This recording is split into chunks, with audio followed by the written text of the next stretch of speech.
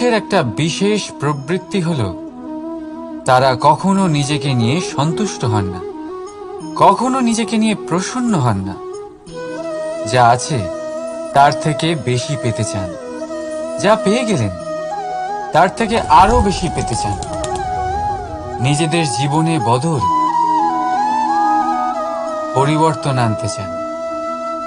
আর এই প্রবৃত্তি এই সংসারে সবচেয়ে মহান, কারণ এই প্রবৃত্তির জন্যই সংসারের বিকাশ হয়। কিন্তু এই বদলের জন্য মানুষ তার খোঁজে থাকেন যা তার জীবনে বদল আনতে পারবে, তাকে পথ দেখাতে পারবে, তার জীবনে পরিবর্তন আনতে পারবে। আর তাই মানুষ সংসার জুড়ে তাকেই খোঁজেন যিনি তার পাশেই আছেন।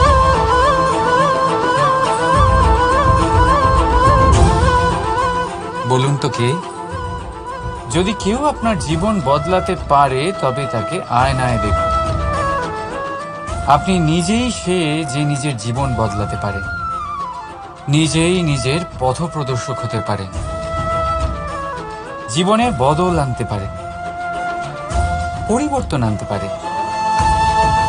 তাই চিনুন নিজের অন্তরের শক্তিকে, আর এটা বিশ্বাস করুন যে এই সংসারে আপনার থেকে বেশি শক্তিশালী আর কেউ নেই।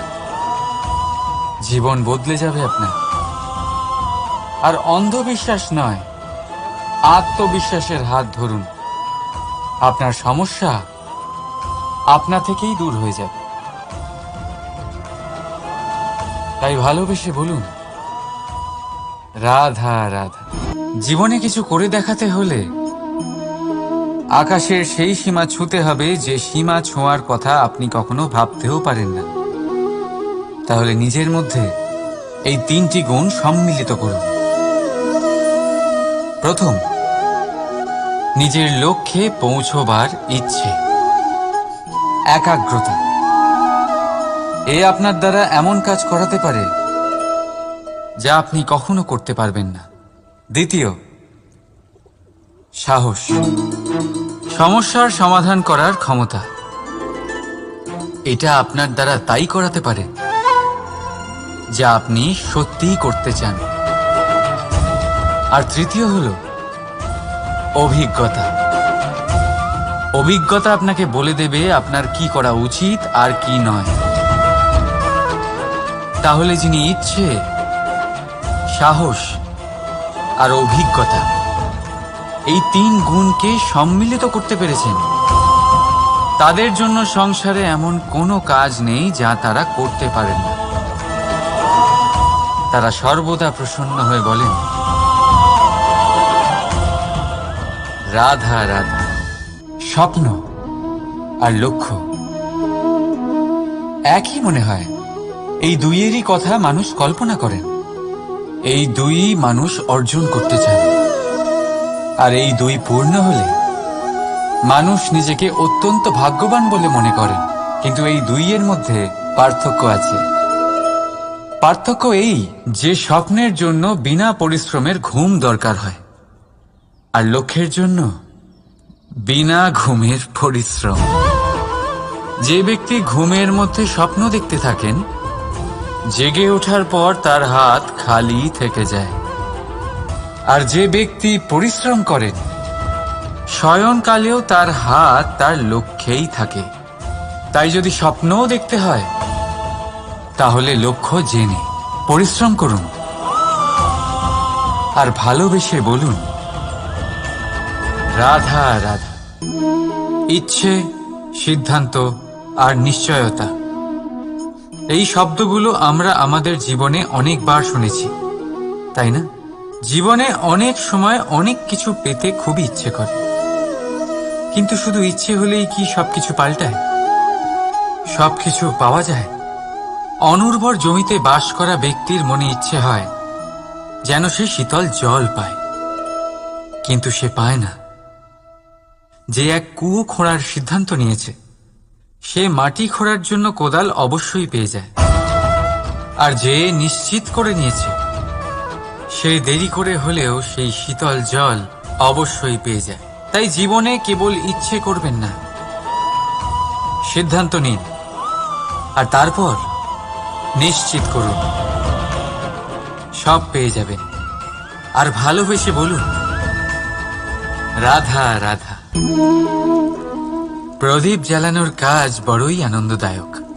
উজ্জ্বলতার এই শিখা যেন আত্মার মধ্যে গিয়ে মনে উল্লাস ভরে দেয়।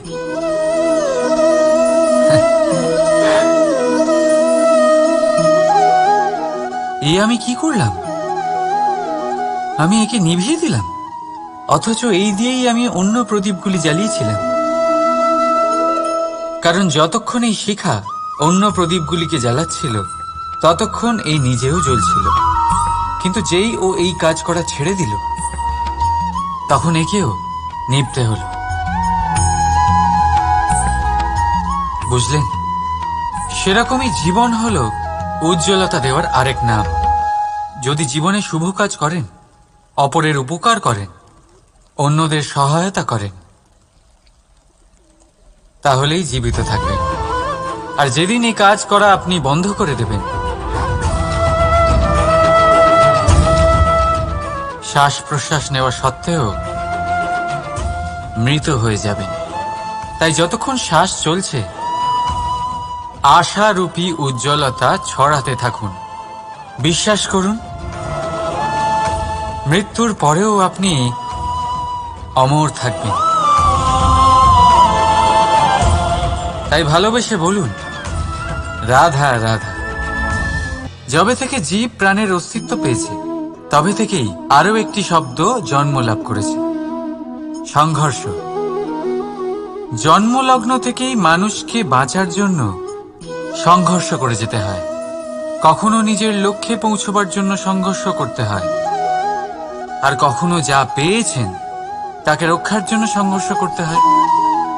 কিন্তু প্রত্যেকে একই অভিযোগ করে যে সংঘর্ষ করার সময় ভীষণ কষ্ট হয়। আপনি যোদ্ধা হলে প্রহার আপনাকে সহ্য করতেই হবে। সাঁতার শিখতে হলে জলে আপনাকে প্রবেশ করতেই হবে। পায়ের তলায় তাদেরই কড়া পড়ে যারা রোজ হাঁটেন, আর যারা হাঁটেন তারা নিজেদের লক্ষ্যে অবশ্যই পৌঁছন। তাই মনে রাখবেন, জীবন ততক্ষণই আছে যতক্ষণ কর্ম করবেন। তাই সংঘর্ষ করতে থাকুন, কষ্ট ভুলে যান, আর আমার সাথে ভালোবেসে বলুন, রাধা রাধা। মন, মানুষ, মান, এই তিনেরই প্রারম্ভ ম দিয়ে হয়, তাই না? কিন্তু আজ আমরা কথা বলবো মানের বিষয়ে। মানই সেই ভাব যা আমাদের মনকে সন্তুষ্ট করে। এই কলসিতে ভরা জলের মতন, যে জল এই পাত্রতে থাকার দরুন এর অস্তিত্ব বজায় থাকে। এবার মান থেকে আসে আত্মসম্মান আর অভিমান, আর এই দুইয়ের মধ্যে তফাৎ অনেক। যে জল এই পাত্রের মধ্যে সংরক্ষিত তা হলো আত্মসম্মান, যা আমাদের মনের সম্বল, অবলম্বন, যা এই পাত্রের মধ্যে শীতল থাকে আর যিনি পান করেন তাকেও শীতল রাখে। আর যে জল এই পাত্রের বাইরে উতলে পড়ে তা হলো অভিমান, যা বাইরের উত্তাপে বাষ্প হয়ে উবে যায়। সর্বদা মনে রাখবেন, আত্মসম্মান আপনাকে দৃঢ় করে, আপনাকে শক্তি প্রদান করে, আর অভিমান আপনাকে দুর্বল করে দেয়। তাহলে কি হতে চান আপনি? আত্মসম্মানী নাকি অভিমানী? সিদ্ধান্ত আপনার। রাধা রাধা। পড়ে যেতে কোনো আপত্তি নেই, শুধু পড়লে পড়ো সেই জলের ফোঁটার মতো যা এই সংসারকে জীবন দান করে। আর সেই ওঠার মধ্যেও কোনো কৃতিত্ব নেই, যেখানে অন্য কারোর কাঁধের ওপর পা রেখে উঠতে হয়। নিজের অস্তিত্ব হারাতে কোনো ক্ষতি নেই, যদি তা সেই বীজের মতো হয় যা এক নতুন গাছের অস্তিত্বকে জন্ম দেয়। কিন্তু সেই অস্তিত্বের জন্মে কি লাভ যা অন্য কারোর স্বপ্নকে নস্যাৎ করে তৈরি হয়? ক্রোধে খারাপ কিছুই নেই, যদি তা কোনো দুষ্টকে সঠিক পথে চালনা করে। কিন্তু সেই মেনে নেওয়া, সেই দয়ায় কি লাভ যা আপনাকে দুর্বল করে? অর্থাৎ খারাপ বা ভালো কর্ম হয় না, শুধু সেটা কখন, কোন স্থানে, কিভাবে করা হবে সেই সিদ্ধান্ত খারাপ বা ভালো হয়। সঠিক সময় করলে তা হয় গুণ, নয়তো হয় ঘুণ, যা আপনাকে ভিতরে ভিতরে নষ্ট করে দেবে। রাধা রাধা। সব থেকে ভালো যুদ্ধ সেটাই যা কখনো লড়াই হয়নি, অর্থাৎ বোঝাপড়া, সন্ধি। সব আবশ্যক পরিস্থিতিকেই শুভ করা যায়। নিজের থেকে শক্তিশালীর সাথে যিনি সন্ধি করেন তিনি বিদ্বান, নিজের সমকক্ষের সাথে যিনি সন্ধি করেন তিনি গুণবান, আর নিজের থেকে দুর্বলের সাথে যিনি সন্ধি করেন তিনি দয়াবান। একটা যুদ্ধ আপনার একাধিক শত্রু তৈরি করতে পারে, কিন্তু একটা মীমাংসা আপনাকে একটা বন্ধু দিতে পারে। তাই হাতের মুঠো তখনই শক্ত করুন যখন যুদ্ধ এড়ানো অসম্ভব হয়ে পড়ে, নয়তো হাত বাড়িয়ে হাত মেলান, কারণ মিলনে যে সুখ, যাতনায় তা নেই। রাধা রাধা।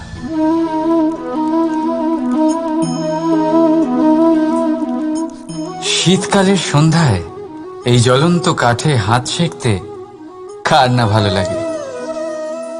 কত সময় পেরিয়ে যায় এই কাঠ সরাতে, ঘোরাতে, বোঝাই যায় না। এই কাঠগুলি আগে জ্বলে, তারপর আমাদের উষ্ণতা দেয়, আর তারপর ছাই হয়ে যায়। আচ্ছা বলুন, এই আগুনের উৎপত্তি কোথা থেকে হয়? উত্তরটা সহজ, এই কাঠ থেকে। আচ্ছা, এই ছাইয়ের উৎপত্তি কোথা থেকে হয়? উত্তর সেই একই, এই কাঠ থেকেই। তাহলে আগুন আর ছাই, এই দুইয়ের উৎপত্তি কাঠ থেকেই হয়। এবার ভাবুন, আগুন যা এই কাঠ জ্বালায়, আর ছাই সেই ছাই যা এই আগুন নিভিয়ে দেয়। কিছু বুঝলেন?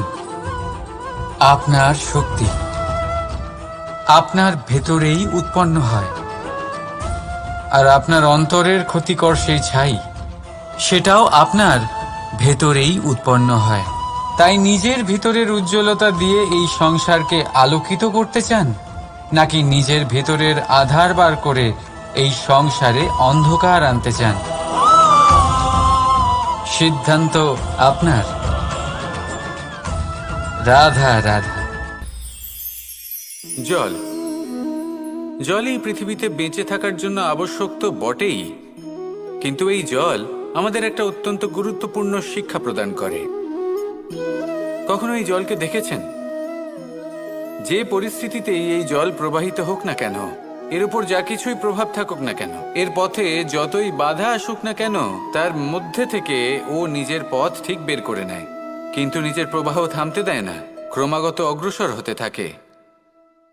সেরকমই একটা শিক্ষা যেটা আমরা জল থেকে পেয়ে থাকি তা হলো এটা: আমরা যখন জলের দিকে তাকাই তখন আমরা নিজের প্রতিবিম্ব দেখি, স্পষ্টভাবে দেখতে পাই, কিন্তু তখনই দেখতে পাই যখন এই জল শান্ত থাকে, স্থির থাকে। যদি এই জল অশান্ত হয়ে থাকে, স্থির না হয়, তাহলে আমরা এতে নিজের প্রতিবিম্ব দেখতে পাই না। এটাই আমাদের মনের সাথেও হয়ে থাকে। যখনই জীবনে কোনো সংকট আসে, যদি আমরা শান্ত মনে, স্থির মনে সিদ্ধান্ত নিই, তাহলে সেটা এমন একটা শীতল সিদ্ধান্ত হবে যেটা আমাদের ভবিষ্যৎকে একটা শ্রেষ্ঠ স্থানে নিয়ে যাবে। যদি এই মন অশান্ত হয়, বিচলিত হয়, পীড়িত হয়, দুঃখিত হয়ে থাকে, রুষ্ট হয়ে থাকে, তাহলে অনেক সময় আমরা এমন সিদ্ধান্ত নিই যেটা আমাদের জন্য অনুচিত প্রমাণিত হয়। যখন আপনি ক্রুদ্ধ ছিলেন বা দুঃখের বশে ছিলেন, তখন অনেক সময় হয়তো এমন সিদ্ধান্ত নিয়েছেন যেটার জন্য ভবিষ্যতে আপনি অনুশোচনা করেছেন। এবার দেখুন, এই আবেগগুলো থেকে আমরা পালাতে পারবো না, কিন্তু এই আবেগগুলো আপনার উপর কতটা প্রভাব ফেলবে সেটা আমরা অবশ্যই ঠিক করতে পারি। এই মনকে আমরা নিয়ন্ত্রণ করতে পারি। এটাই করুন, চিন্তা করুন, এই মনকে শান্ত রাখুন, স্থির হতে চেষ্টা করুন, আর তারপরে সিদ্ধান্ত নিন। আসুন আমার সাথে ভালোবেসে বলুন, রাধা রাধা। এই হিরেটা দেখতে পাচ্ছেন আপনি? লক্ষ কোটি বছর ধরে পৃথিবীর গর্ভে থাকার পরে এটা এতটা শক্ত হয়ে ওঠে, কিন্তু যখন খনি থেকে একে বের করা হয় এটি কয়লার মতোই থাকে, সাদা, শক্ত, নিস্তেজ। কিন্তু যখন একে পালিশ করা হয় তখন এটা তেজ লাভ করে, আর ঠিক তখনই এর মূল্য বৃদ্ধি পায়। সংসারে মানুষের সাথেও ঠিক এমনটাই হয়ে থাকে। মানুষের বুদ্ধি, মেধা, অভিজ্ঞতা সেই বছরগুলোর জন্য বৃদ্ধি পায় না যে বছরগুলো আমরা জীবনে কাটিয়েছি, বরং সেই মুহূর্ত থেকে ফুটে ওঠে যখন আমরা কষ্টের সম্মুখীন হয়েছি, বিপদের সম্মুখীন হই, সংকট পেরিয়েছি, ছলনা আর ক্লেশ সহ্য করেছি। এই জন্য যদি আপনার জীবনে আপনি সংকটের সম্মুখীন হন, বিপদ আসে, কষ্ট আসে, তাতে একেবারেই ভয়ভীত হবেন না। তাকে আহ্বান জানান, কারণ এই পরিস্থিতিগুলোই আপনাকে অভিজ্ঞতা দেবে যা আপনাকে উন্নত করবে। রাধা রাধা। মানুষের মধ্যে এক বিশেষ গুণ পাওয়া যায়, মূল্যায়ন করার। কোনটা দামি, কোনটা সস্তা, যেটা কিনতে গেলে অনেক মুদ্রা লাগে, অনেক পরিশ্রম লাগে, সেটা দামি। যেটা কিনতে গেলে কম মুদ্রা, কম পরিশ্রম লাগে, সেটা সস্তা। কিন্তু এটাই কি সম্পূর্ণ সত্য?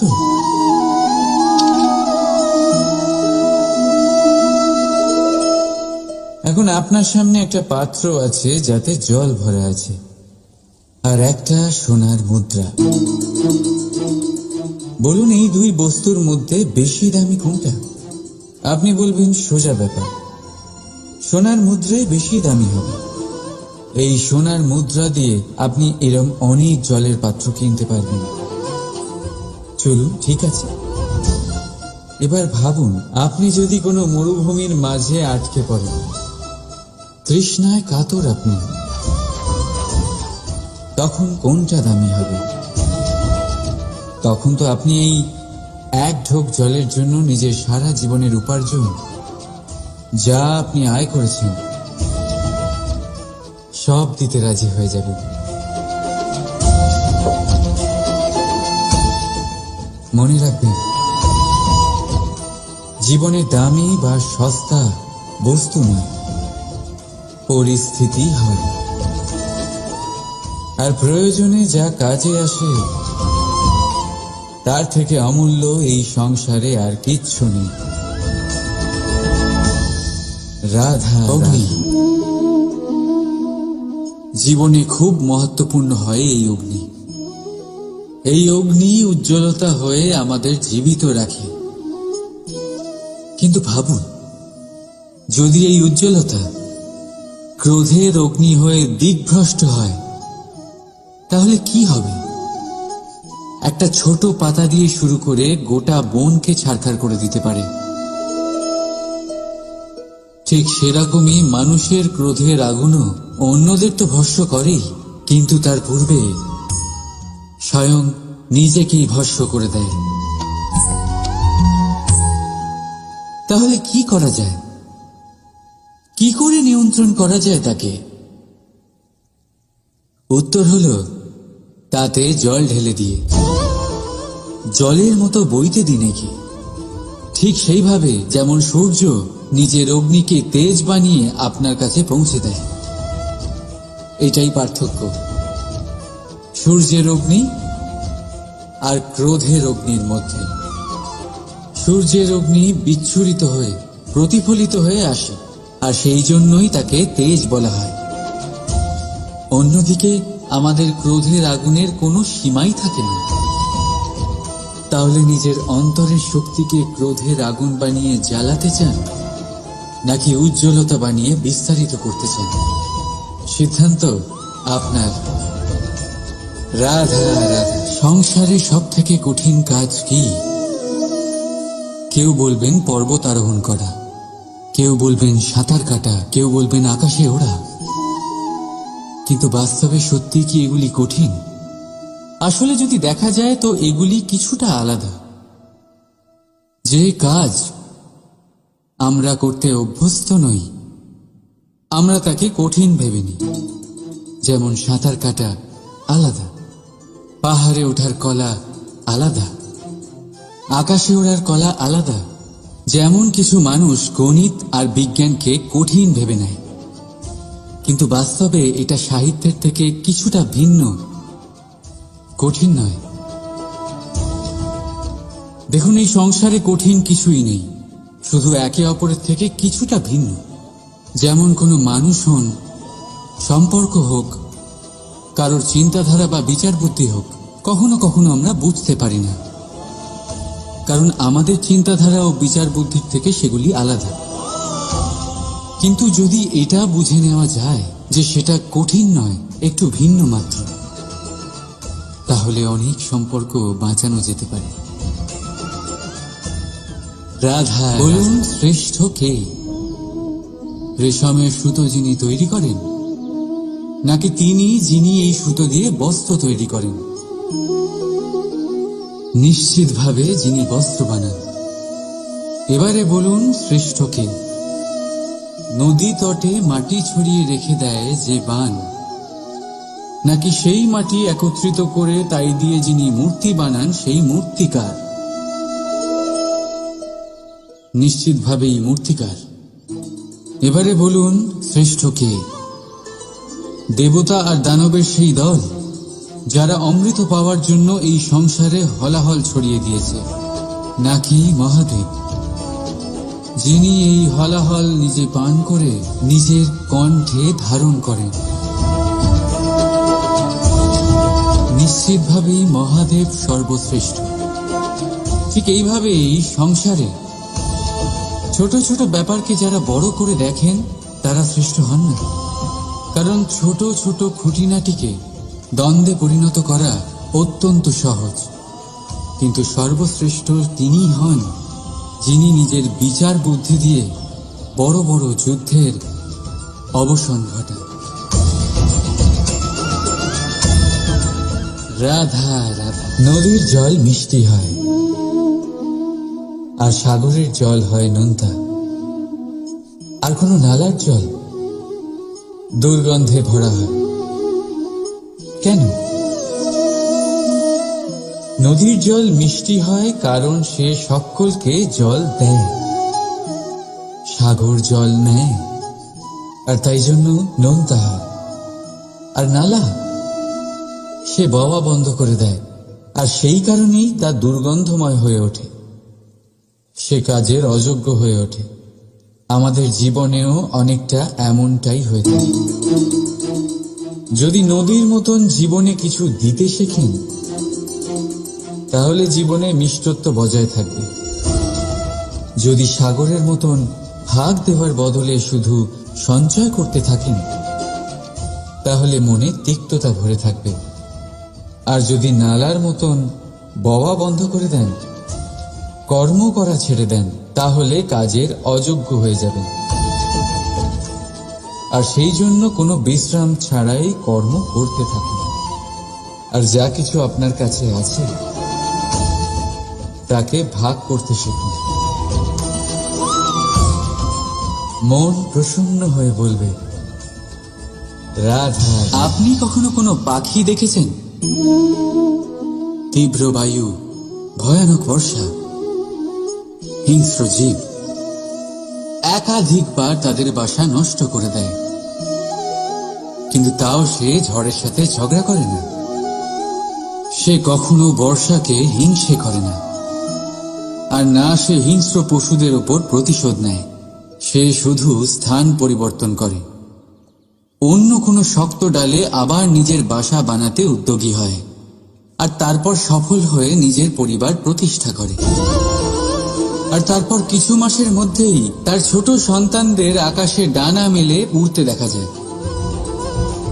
অন্যদিকে একটি সাপ প্রহারের প্রতিশোধ নেওয়ার উদ্দেশ্যে মানুষের বসতিতে প্রবেশ করে, আর শেষে সে নিজেই মারা যায়। এই শিক্ষাই আমাদের মানুষদের জন্য প্রযোজ্য। প্রতিশোধের আগুনে মানুষ স্বয়ং ভস্ম হয়ে যায়, উত্থান থেকে পতনের দিকে নিয়ে যায়। তাই যদি জীবনে উন্নতি করতে হয়, তবে পরিবর্তনের চিন্তা নিয়ে কর্ম করুন, নয়তো প্রতিশোধ আপনাকে রসাতলে তলিয়ে দেবে। রাধা রাধা। প্রকৃতি প্রত্যেক জীবকে অনুভূতি দিয়েছে, যাতে সে নিশ্চল না হয়, কোনো না কোনো কর্ম করতে থাকে। আর সেই অনুভূতি হল খিদে। পশু পক্ষী প্রাণী পরিশ্রম করতে থাকে নিজের খিদে মেটানোর জন্য। কিন্তু অন্য জীবের মতো মানুষের খিদে কি তার পেট অবধি সীমিত থাকে? পেটের খিদে মেটাতে মেটাতে কখন যে এই খিদে মন আর মায়ার তৃষ্ণায় রূপান্তরিত হয় আমরা বুঝতেই পারি না। আর বেশিরভাগ ক্ষেত্রে এই তৃষ্ণা অর্থ সংগ্রহ করা অবধি সীমিত থাকে। নিজের জীবন ধারণ ছেড়ে কার জন্য এই অর্থ সংগ্রহ করছেন আপনি? আগামী প্রজন্মের জন্য। বড়ই বিচিত্র, তাই না? নিজের জীবন ধারণ ছেড়ে অর্থ সংগ্রহ করতে করতে নিজের জীবনের সুখ বিসর্জন দিচ্ছেন, আর আগামী প্রজন্মকে কাজ করার থেকেও আটকাচ্ছেন। পুত্র যখন কুপুত্র তখন কেন অর্থ সঞ্চয়? পুত্র যখন সুপুত্র তখন কেন অর্থ সঞ্চয়? নিজের সন্তানকে সংস্কার দিন, অর্থ নয়। যদি সন্তান সংস্কারী হয়, তখন সে নিজের এক সংসার তৈরি করবে। যদি সংস্কারহীন হয়, তাহলে আপনার বানানো সংসার এমনি সে ভেঙে দেবে। জীবনে যদি কিছু সঞ্চয় করতে হয়, তাহলে জ্ঞান সঞ্চয় করুন, প্রেম সঞ্চয় করুন, আর আমার সাথে ভালোবেসে বলুন রাধা রাধা। এ হলো একটা পাতলা সুতো। ভাবছি যদি এটা দিয়ে আমি পোশাক বানাই, তাহলে নিজের জন্য কত সুন্দর একটা পোশাক বানাতে পারবো। কিন্তু যদি এটা আমি... চিন্তা করবেন না,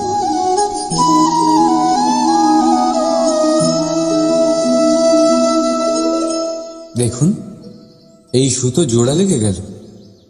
শুধু পার্থক্য হচ্ছে এটাই যে আগের মতো এটা আর সরল নেই, আর এটার দৈর্ঘ্য আগের থেকে কিছুটা কমে গেছে। এই সংসারে প্রেমের সাথেও ঠিক এটাই হতে পারে। প্রেমের এই সুতো যা দুই মানুষকে একসাথে বেঁধে রাখে, অহংকার আর স্বার্থের আঘাত সে সহ্য করতে পারে না, ছিঁড়ে যায়। চেষ্টা করলে আবার এই সম্পর্ক হয়তো জোড়া লাগতে পারে, কিন্তু তা আগের মতো কখনোই থাকে না, কারণ মনে গিট পড়ে যায়। সেই জন্য প্রেমকে স্নেহের সাথে সামনে রাখুন, অহংকার আর স্বার্থের থেকে দূরে থাকুন। রাধা রাধা। এই ফলটা দেখছেন আপনি? এটা সেই ফল যেটা গাছের সবচেয়ে উঁচু ডালে পাওয়া যায়, কিন্তু যখন এটা খসে পড়ে তখন এটা আকাশের দিকে যায় না যা ওপরে আছে, সে যায় সেই ভূমির দিকে যে নিচ থেকে তার দিকে তাকিয়ে থাকে। কেন? কারণ এই ফলের নিজের উচ্চতার ধারণা মাটির থেকে নিজের দূরত্ব দেখে হয়। এই ব্যাপারটাই আমাদের মানুষের জন্যও খাটে।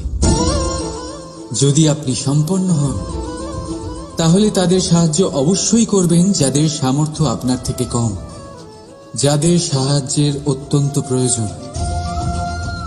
আপনার সামর্থ্য বেশি কারণ তাদের আপনার থেকে সামর্থ্য কম। দেখুন, জীবনে আনন্দ শুধু বড় হওয়ায় নয়, বরং তাদের সাহায্য করেও আছে যারা কোনো কারণবশত আপনার থেকে নিচে রয়ে গেছেন। আর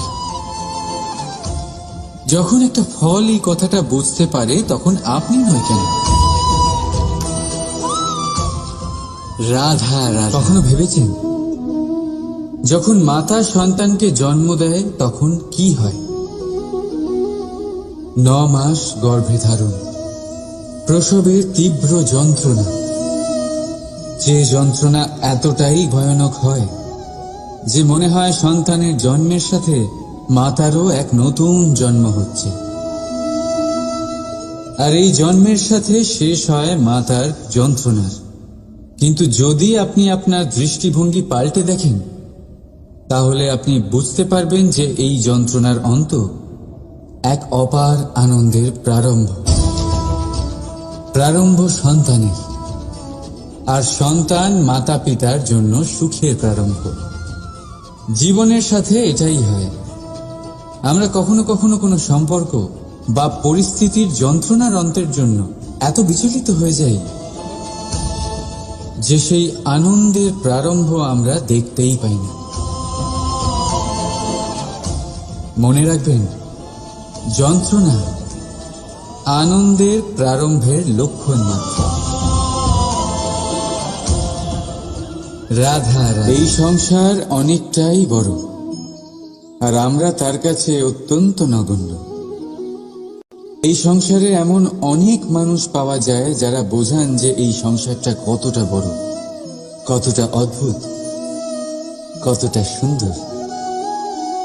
আর এই সংসার রচনা করে পরমেশ্বর কত মহান এক কাজ করেছেন। কিন্তু আপনি এই জীবনে মাত্র কয়েকজন মানুষকেই পাবেন যারা আপনাকে এইটা বলবেন যে এই সংসারে আপনি কতটা গুরুত্বপূর্ণ, আপনি কতটা অদ্ভুত। যদি আপনি তাদের সাথে থাকেন, তাহলে তারা নতুন কিছু সৃষ্টি করতে পারেন, এই সংসারকে আরো কতটা পবিত্র করতে পারেন।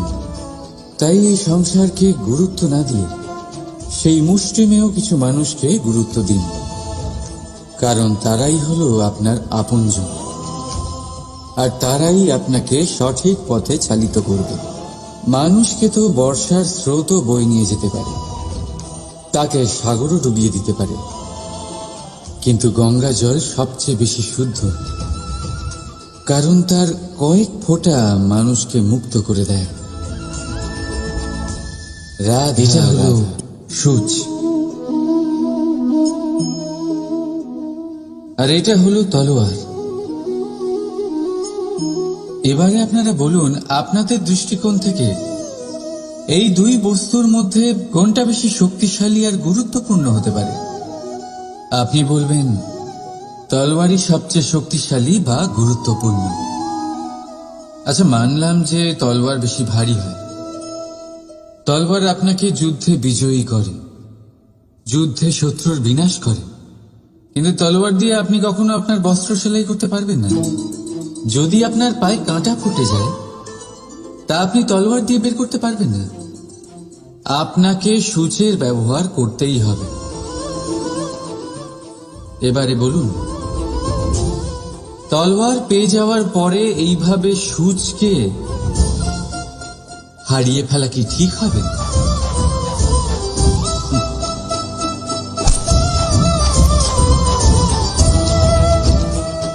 ঠিক সেইভাবেই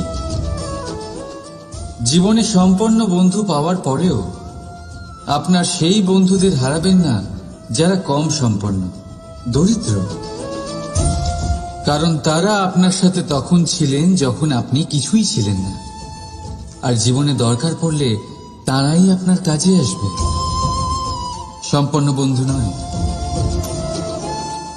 তাই যাকে ভালোবেসেছেন তার সাথে বন্ধুত্ব পালন করুন, চিত্ত আনন্দে জেগে উঠবে। রাধা রাধা। মানুষের জীবন কি? আপনি বলতে পারেন জন্ম আর মৃত্যুর মধ্যেকার সময়। আর মৃত্যু কখন হয়? যখন মানুষ শ্বাস নেওয়া বন্ধ করে দেয়, হাত পা নাড়ানো বন্ধ করে দেয়, ভাবা ছেড়ে দেয়। এমনটা নয়, মানুষের অন্তর, তার মৃত্যু তখনই হয় যখন তার অন্তরের করুণা শেষ হয়ে যায়। করুণা সেই ভাব যা মানুষকে মানুষ করে তোলে, যা এক মানুষকে আরেক মানুষের কষ্টে তার প্রয়োজনীয়তা অনুভব করে, আর সেটাই তাকে শক্তি দেয় অন্য কাউকে সহায়তা করার জন্য, তাকে পাত্র করে এই সৃষ্টির নিয়ন্তা হবার জন্য। দেখুন, এই সংসারে মৃত্যু কেবলমাত্র একবারই হয়, তাই তার আগে কেন মরব? এই করুণাকে কেন মারব?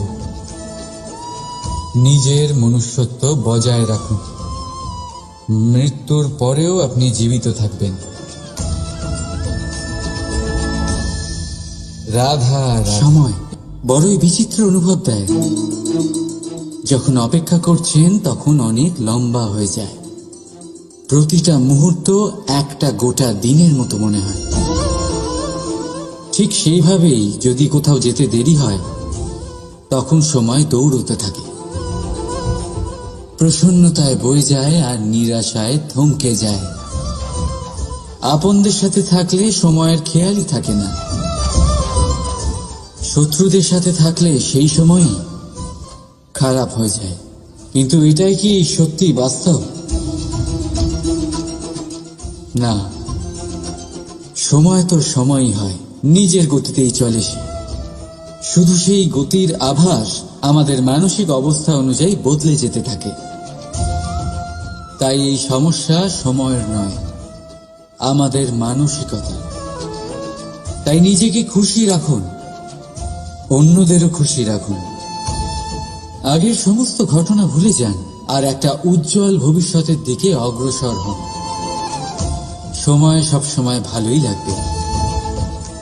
প্রেম করুন সবার সাথে, সময় সব সময় সুখেই কাটবে।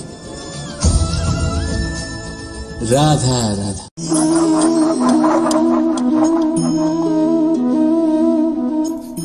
কোনো ব্যক্তিকে নিশ্চয়ই দেখেছেন যিনি নিজে কাঠ কাটার এই কাজে নিপুণ এবং অভিজ্ঞ। এবার আপনারা দেখবেন যে তার মনোযোগ সমস্ত কাঠের ওপর থাকে না, তার মনোযোগ থাকে শুধুমাত্র একটা কাঠের ছোট্ট একটি অংশের ওপর, যেখান থেকে তার টুকরো করা হচ্ছে। কিন্তু সেটা উনি কেন করেন? যদি এটা উনি না করেন তাহলে সেই কাঠ সঠিক পদ্ধতি এবং তাড়াতাড়ি কাটা যাবে না। জীবনেও তাই হয়ে থাকে। আপনি হয়তো কোনো লক্ষ্য স্থির করেছেন বা পথ নির্বাচন করেছেন বা কাজ স্থির করেছেন যেটা আপনি করেই ছাড়বেন। তাহলে নিজের সম্পূর্ণ মনোযোগ শুধুমাত্র তার উপর কেন্দ্রীভূত করুন। যদি আপনার মন এদিক ওদিক তাকাতে থাকে, অস্থির হয়ে পড়ে, বিচলিত হয়ে পড়ে, যদি তা হয়ে থাকে তাহলে আপনি অবশ্যই অসফল হবেন। তাই কর্মঠ থাকুন, নিরন্তর কর্ম করতে থাকুন এবং পূর্ণ মনোযোগ দিয়ে নিজের কাজ করুন। নিজের পথে অগ্রসর হন বা নিজের লক্ষ্য প্রাপ্ত করতে চেষ্টা করুন। তারপর দেখুন কি হয়, কিভাবে উচিত পথে এবং তীব্র গতিতে আপনার লক্ষ্য আপনার কাছেই পৌঁছে যায়। আর আপনার এই মন প্রসন্ন হয়ে বলে, রাধা রাধা। মনুষ্য জীবনের সবথেকে বেশি গুরুত্বপূর্ণ বিষয় হল মনের একাগ্রতা। এই সংসারের যে কটি মহান কার্য সম্পাদন হয়েছে তা হল মনের এই একাগ্রতার একমাত্র ফল। আপনি অবশ্যই দেখে থাকবেন, অনেক ছোট বড় নদী যা বয়ে চলে তাদের সামনে একটা বাঁধ নির্মাণ করা হয় সেই সব নদীর জল সঞ্চয় করতে। বাঁধ হয়ে গেলে প্রয়োজন মতো বা মনের ইচ্ছে মতো তাকে ব্যবহার করা সম্ভব। এবার এটাই আমাদের মনের সাথেও সম্ভব। আমাদের মনের একাগ্রতা আজকের দিনে দাঁড়িয়ে বিভিন্ন ধরনের বিকার, ক্রীড়া এবং ভোগের মধ্যে ভাগ হয়ে গেছে। একে একত্রিত করতে হবে, একটা বাঁধ নির্মাণ করতে হবে, কর্মের বাঁধ। আপনাকে শুধু এটাই করতে হবে, যেটা উচিত কর্ম সেটাই করুন, যেটা অনুচিত কর্ম সেটা করা থেকে নিজেকে বিরত রাখুন। ব্যাস, এই কাজটাই আপনি করতে থাকুন, করতে থাকুন। মনের মধ্যে একাগ্রতার বাঁধ নির্মাণ করুন। আর একবার যদি তা নির্মাণ হয়ে যায় তাহলে যখন চাইবেন, যেখানে চাইবেন, যতটা চাইবেন একাগ্রতা প্রয়োগ করতে পারবেন। আর একবার যদি আপনি এটা শিখে যান তাহলে এই সংসারকে বদলে ফেলার মতো কাজ আপনি করতে পারবেন, সমাজকে শোধরাবার মতো কাজ করতে পারবেন।